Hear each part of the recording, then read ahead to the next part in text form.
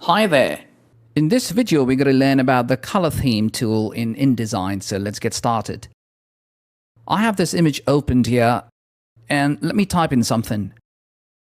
So normally, I'd use a black color for my font here, or use one of the colors from the color palette on top, be it the regular colors that are on display, or use a color from the color picker. But then the colors I pick wouldn't really communicate well with my image here. And that's where the color theme tool comes into the picture. It sits with the eyedropper tool, so if you keep it pressed for a second, you'll find the drop down from where you can pick the color theme tool. The moment you pick it, you'll find a pop-up menu with colors matching your image. When you click the small arrow here, it will throw more options for you. So basically, it's a set of 5 colors, and InDesign has brilliantly divided the colors into these categories. And all these colors are sampled from our image, making it easy for us to pick and match colors to a text or shape or whatever elements we top it with.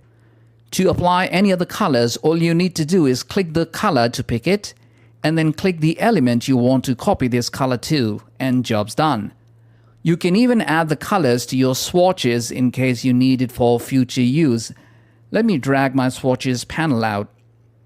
Now you see, at this point I only have the default colors showing on my swatches panel. So let's say I want to add the colorful set to be added to my swatches.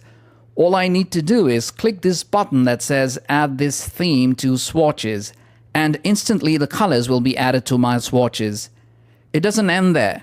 There is another button at the extreme right of the color theme tool, which is used to add the theme to your CC libraries in case you're using the Adobe suite.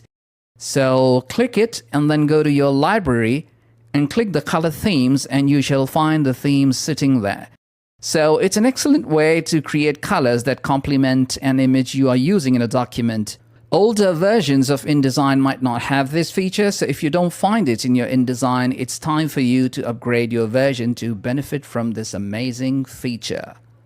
Alright guys, that concludes our session, and it was a short one, so I'm going to see you in the next one in just a bit. Goodbye.